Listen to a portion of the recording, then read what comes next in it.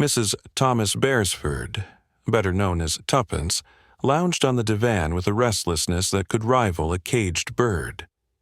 Her gaze wandered out the window, though the view offered little inspiration, just another block of flats staring back like a dull mirror. She sighed, the kind of sigh that speaks volumes about boredom, and then, almost theatrically, yawned. "I wish," she said, with the weight of unspoken dreams behind her words, "something would happen." Tommy, her ever-practical husband, looked up from his chair, eyebrows raised in mock disapproval. "Careful, Tuppence. This craving for vulgar excitement is beneath you," he chided. But Tuppence was in no mood for reproach. She closed her eyes and let her imagination drift. "Tommy and Tuppence were married," she began, in a sing-song voice, "and they lived happily ever after. And 6 years later, they're still here, stuck in their happily ever after."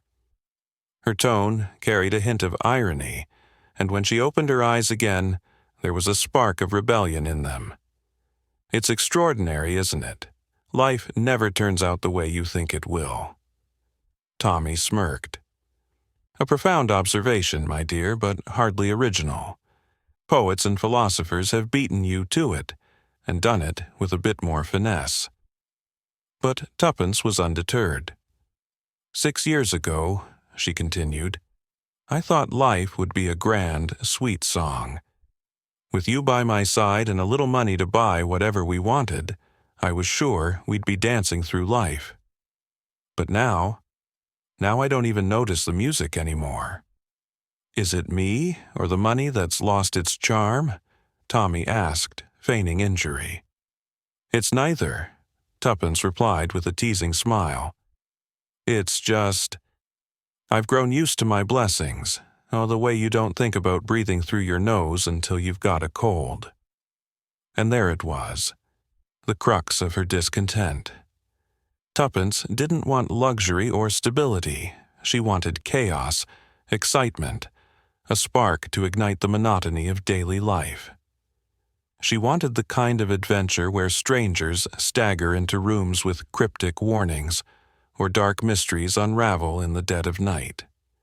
But for now, all she had was the quiet hum of a life too perfect, too predictable, and far too dull. "If I had something better to do, I suppose I ought to take up good works," mused Tuppence, her voice tinged with a mix of mockery and desperation. Then, leaning forward with a sudden burst of enthusiasm, she exclaimed, "Oh, Tommy! I do wish something exciting would happen. I know, it would do us good, shake us out of this dreary routine." Tommy, ever the composed counterpart to Tuppence's fervor, raised an eyebrow. "Curious you should say that," he remarked, rising from his chair and strolling toward the writing table. Opening a drawer, he retrieved a small photograph and handed it to her. Tuppence's eyes lit up. "Oh, you've got them developed. Is this the one you took of the room, or the one I did?" "Mine," Tommy replied smugly. "Yours didn't come out. Underexposed it. Again. You always do." Tuppence gave him a look that was half playful, half indignant. "How lovely for you, Tommy, to think there's at least one thing you can do better than me." "Foolish remark," he countered with a smirk, "but I'll let it pass. What I want to show you is this." He pointed to a small white speck on the photo. Tuppence squinted, unimpressed. "A scratch on the film, obviously." "Not at all," Tommy declared with mock gravity. "That, Tuppence, is a fairy.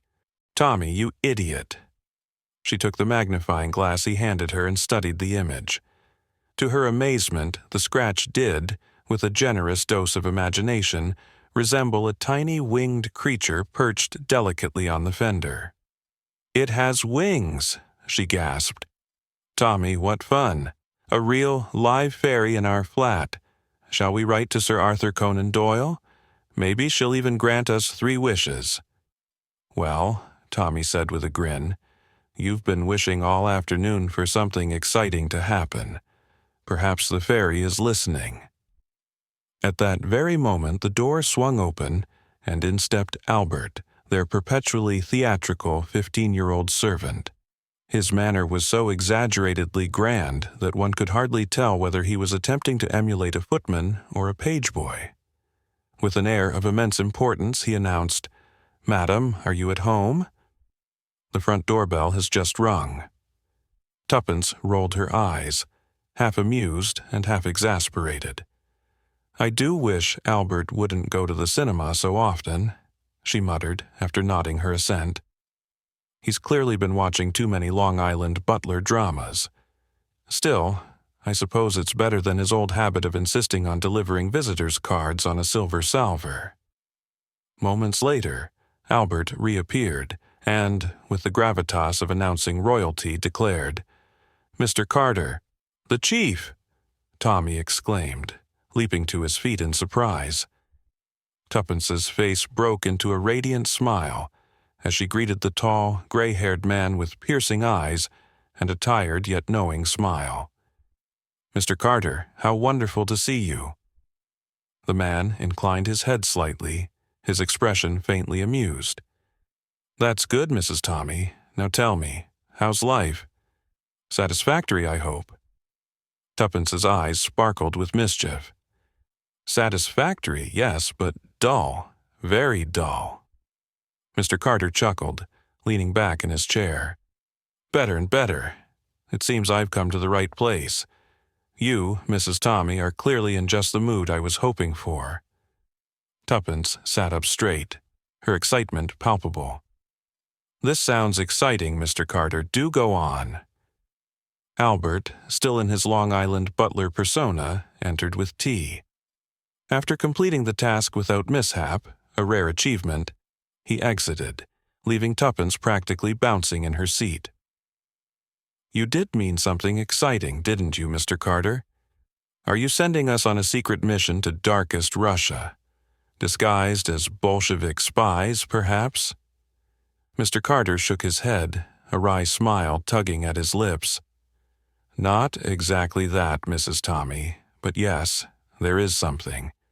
And from what I've seen so far, you're just the right people for the job. You're not the type to shy away from risk, are you?" Tuppence's eyes widened, her face alight with anticipation. "Not in the slightest. Tell us more." Mr. Carter reached for the newspaper on the table, turning to the advertisement section. He tapped a small block of text and slid the paper across to Tommy. "Read that," he instructed.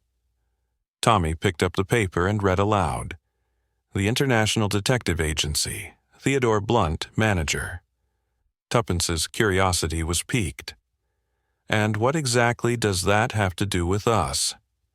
Mr. Carter leaned in, his voice low and conspiratorial. "That, Mrs. Tommy, is what we're about to find out. But trust me, this is exactly the kind of excitement you've been wishing for." Tommy leaned back in his chair, reading the advertisement once more, his brow furrowing slightly. He glanced up at Mr. Carter, his expression a mix of curiosity and anticipation. "Private inquiries, large staff of confidential and highly skilled agents, utmost discretion. Consultations free. 118 Halem Street, W.C., he recited. Tommy paused, then looked up. "And what exactly are we supposed to make of this?" Mr. Carter gave a faint knowing smile. "That detective agency has been on the brink of collapse for quite some time," he explained. "A friend of mine managed to acquire it for next to nothing. We're thinking of giving it a fresh start, a 6-month trial run, but naturally it needs a manager to run the show." Tommy leaned forward, intrigued. "And you're suggesting me, or, more specifically, us?" Mr. Carter's smile widened slightly. "Quite so, but you won't be Tommy Beresford. For the next 6 months you'll be Mr. Theodore Blunt, detective extraordinaire." Tommy chuckled, shaking his head. "Mr. Blunt? And what happened to the real Mr. Blunt?" "Well," said Mr. Carter, his tone casual but his eyes sharp, Let's just say Mr. Blunt has been indiscreet.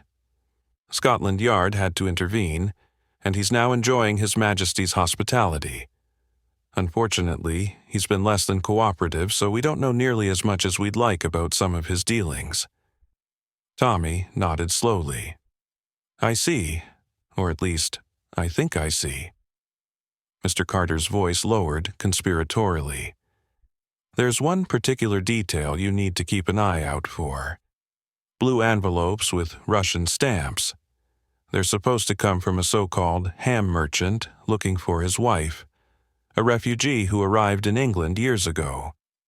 Moisten the stamp, and you'll find the number 16 written underneath. Copy the letters, send the originals to me, and if anyone mentions the number 16 directly, contact me immediately. Tommy's curiosity was piqued. Understood, sir. Anything else? Mr. Carter picked up his gloves, preparing to leave. Beyond that, Mr. Blunt, you and Mrs. Beresford, Mrs. Blunt, have free rein. Run the agency as you see fit. And if I'm not mistaken, he added with a twinkle in his eye, Mrs. Tommy will find the detective business quite stimulating. As soon as the door closed behind Mr. Carter, Tuppence turned to Tommy, her eyes sparkling with excitement. Did you hear that, Tommy? Free rein. We're detectives now, officially. A new chapter. The detective duo. A few days later, Tommy and Tuppence found themselves settling into their new roles as the heads of the International Detective Agency. Their offices were situated on the second floor of a slightly run-down building in Bloomsbury. Albert, their teenage sidekick, had transitioned from his role as a wannabe butler to a full-fledged office boy. He fully embraced his new character, sporting inky hands, tousled hair, and a perpetual paper bag of sweets tucked into his pocket. His performance was, in a word, flawless. The setup was almost theatrical. The outer office bore the label Clerks, while the inner office carried the more dignified inscription Private. Behind the latter door was a room designed to look as though it had been running high-stakes investigations for years. A massive desk, artistically labeled file folders, all empty, and leather chairs completed the illusion.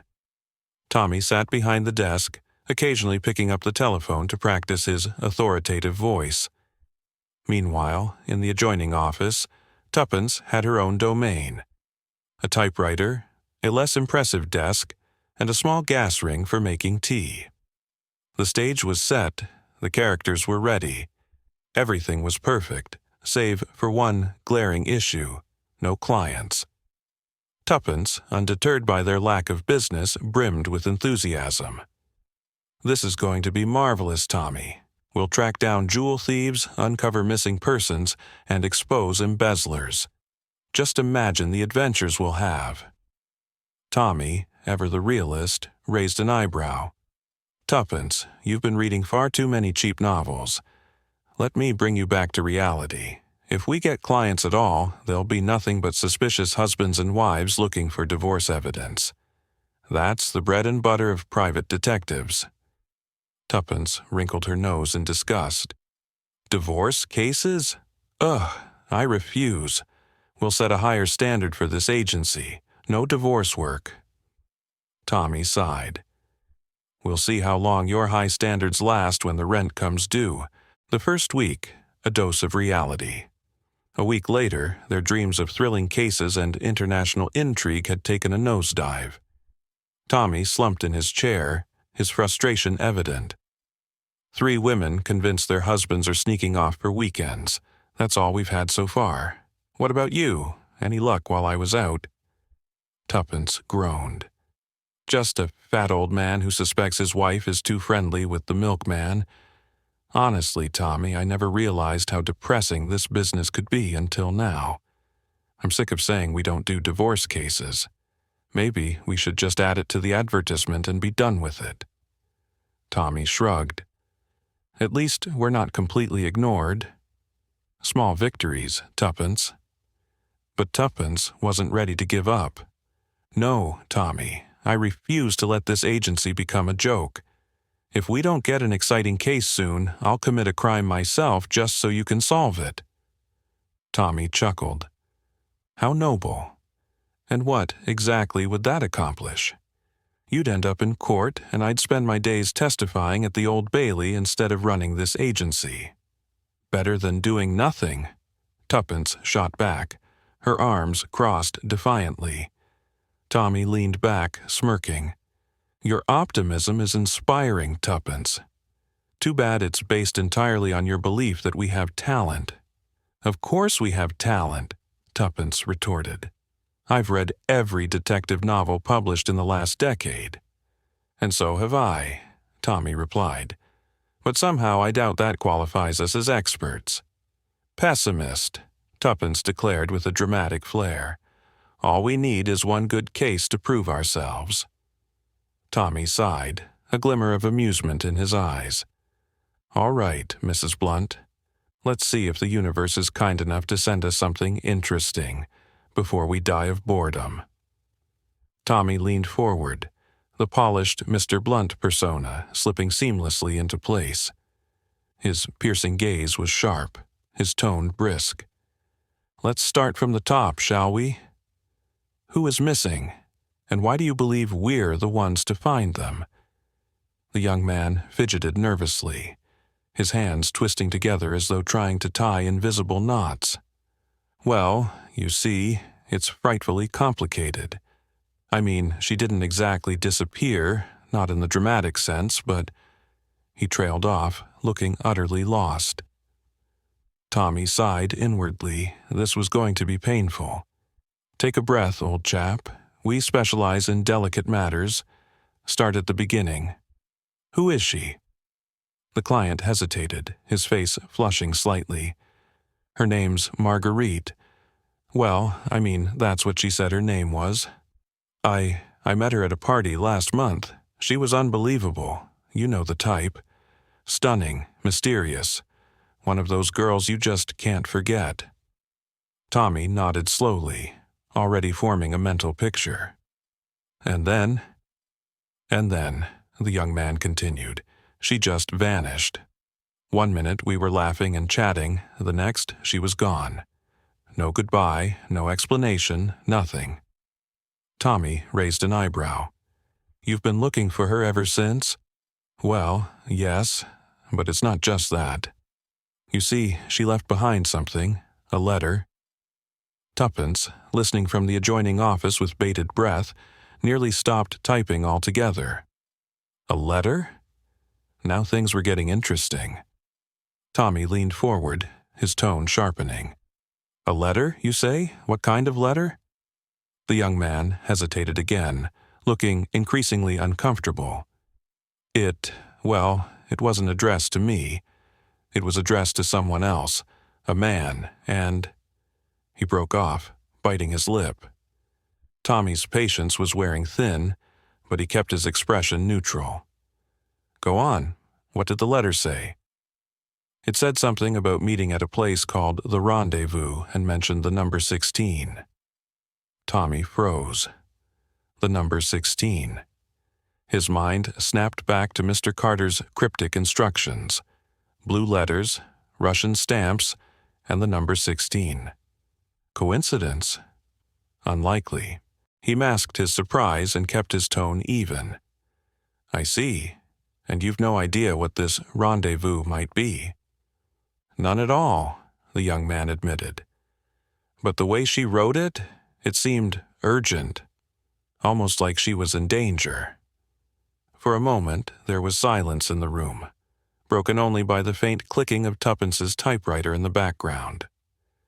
Tommy leaned back, steepling his fingers as he studied the man in front of him. "And why not take this to the police?" he asked finally. The young man flushed even deeper. "Oh, I couldn't possibly. The whole thing is far too delicate.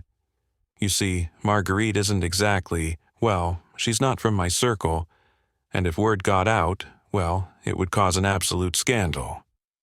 Tommy nodded thoughtfully. A classic case of a privileged young man getting himself tangled up with a mysterious woman from the wrong side of town. But the mention of 16 still lingered in his mind like a siren call. "Very well," Tommy said at last, his tone brisk and professional.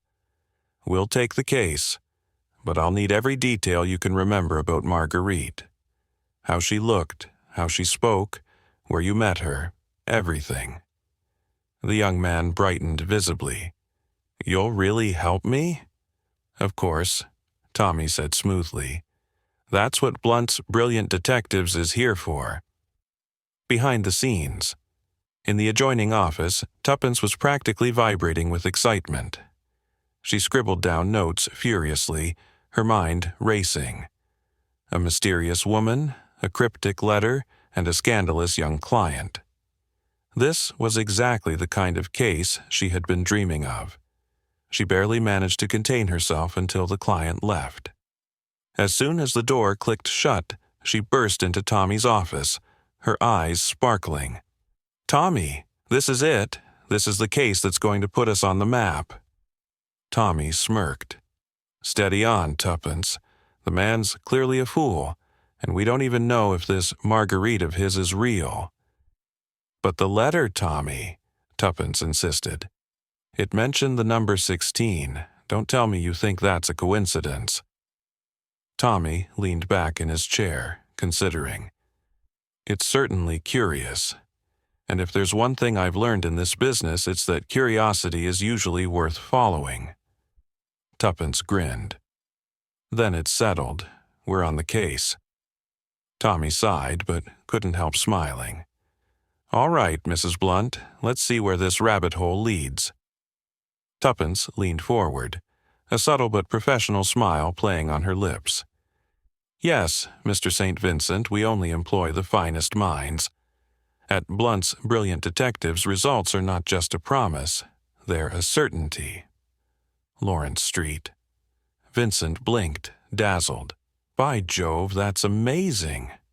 I say, Miss Robinson, you're frightfully efficient, aren't you? How do you do it?" Tuppence let the corner of her mouth curve into a knowing smile. "Trade secret, Mr. St. Vincent. But rest assured, if your Janet is out there, we'll find her. Now," she tapped her pencil briskly against the notepad. "Before we proceed, let me clarify something. Do you believe foul play is involved? Or do you think this is simply a case of misunderstanding or misadventure?" St. Vincent looked as though his very soul was being examined under a microscope. I don't know, honestly. Janet's a sensible sort. Not the kind to go gallivanting off without telling anyone, but..." He paused, his Adam's apple bobbing nervously. "She had seemed a little off the last time I saw her." Tuppence's ears perked up. "Off, you say? In what way?" "Well," he said, fidgeting. "She was distracted. Kept looking over her shoulder like she was worried about something. I asked her if anything was wrong, but she brushed it off. Said I was imagining things." Tuppence scribbled a quick note. "Distracted. Anxious? Possible outside pressure?" She looked up, her expression sympathetic but focused. "Anything else unusual about her behavior? Did she mention anyone, perhaps a person or an event that could have unsettled her?" St. Vincent shook his head helplessly. "No, nothing like that. But, oh, I feel like a complete fool. I should have pressed her harder. Now she's vanished, and I'm left wondering if I could have done something to stop it." Tuppence reached across the desk and placed a reassuring hand on his. "Don't blame yourself, Mr. St. Vincent. You've done the right thing coming to us. Now, let's focus on finding Janet. Time is of the essence." She rose, signaling the end of the consultation. "I'll get started immediately. You'll hear from us by this time tomorrow." Behind the curtain, the Blunt machine springs to life. As soon as St. Vincent left, Tuppence burst into Tommy's office, her usual calm demeanor replaced by barely contained excitement. "Tommy, we've got a real one this time." Tommy, who was halfway through a sandwich, raised an eyebrow. Real one, you say? Not another lovesick puppy? Tuppence grinned. Oh, he's lovesick, all right. Head over heels for a girl named Janet. Works at a hat shop, disappeared 2 days ago, no warning. But here's the interesting part. She'd been acting strange, like she was scared of something. I've got a feeling there's more to this than a simple runaway romance. Tommy wiped his hands and leaned back in his chair, his expression thoughtful. So, what's your theory? Blackmail? Secret double life? Or maybe she's just avoiding a proposal from dear old Lawrence. Tuppence shot him a withering look. Be serious, Tommy. There's something about this one. Janet pointed out our ad to him herself. She trusted us enough to hint at our involvement if anything ever went wrong. Doesn't that strike you as odd? Tommy nodded slowly. You're right, that is curious. People don't usually recommend detectives unless they've got a reason. Exactly, Tuppence said, her eyes gleaming. So, here's the plan. I'll start with her workplace. Madame Violet's hat shop. If she's as reliable as he says, her co-workers will notice if something's amiss. You, meanwhile, can check her lodgings. Let's see what her landlady knows about her movements. Tommy stood, straightening his tie. Right, and if we don't turn up anything there, we'll widen the net.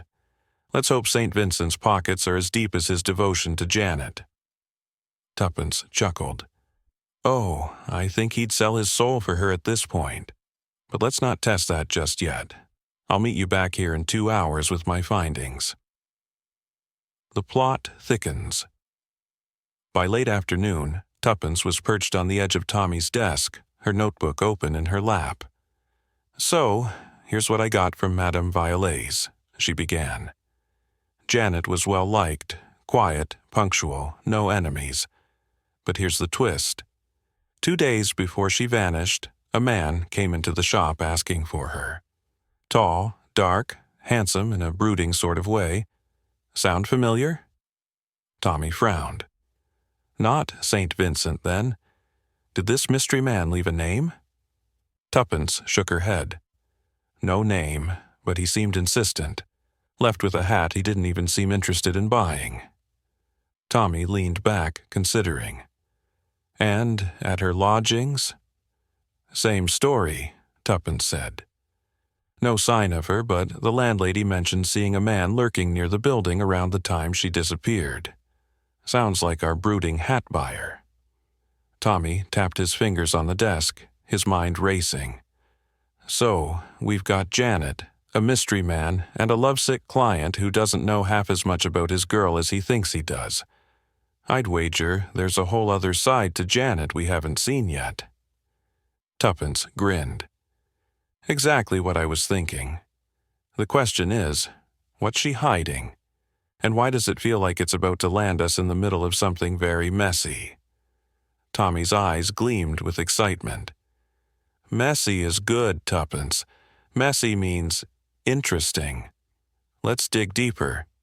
Tomorrow, we pay a visit to that hat shop, and maybe our lurking gentleman will make another appearance. Tuppence hopped off the desk, already reaching for her coat. I'll put Albert on watch duty outside her lodgings tonight. If our mystery man shows up again, he'll spot him. As the two detectives prepared for their next move, one thing was clear. This was no ordinary missing persons case, and for Blunt's brilliant detectives, the game was only just beginning.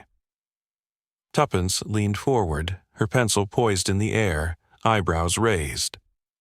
Now, Mr. St. Vincent, let's hear about this young lady. What does she look like? The young man's face brightened, his voice suddenly full of warmth. Oh, she's got the most marvelous hair. Golden, but not just plain golden, you know. It's deeper, like a jolly old sunset on a summer evening. Glorious, really. I've never noticed sunsets before Janet. Or poetry, for that matter. She's changed the way I look at the world. Tuppence, unimpressed by the romantic detour, interjected flatly, Red hair. Got it.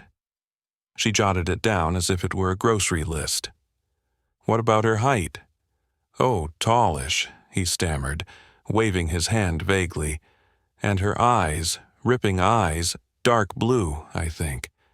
And she's got this decisive way about her. She can take a chap up short, you know, but she's perfect. Tuppence nodded briskly, scribbling a few more notes before snapping her notebook shut. Rising to her feet, she extended her hand. If you'll return tomorrow at 2 p.m., I believe we'll have some news for you, Mr. St. Vincent. Good morning. The bewildered young man stood up, muttering his thanks before stumbling out of the office. The plot unravels. When Tommy returned from his errand, he found Tuppence absorbed in a book. She looked up, her face alight with a mischievous smile. Got everything I need, she said confidently. Lawrence Street. Vincent is no ordinary chap. He's the nephew and heir of the Earl of Cheriton. Imagine the publicity if we solve this case. Blunt's brilliant detectives could be the talk of high society. Tommy raised an eyebrow as he picked up the notes she'd left on his desk. And what do you actually think happened to the girl? Tuppence tilted her head, the hint of a smirk playing on her lips. Oh, I think she's done a runner. Classic case. She's in love with him, head over heels, but probably feels she's not worthy or something ridiculous like that. Women in books always do this sort of thing. Tommy frowned. Books, yes. Real life? Not so much.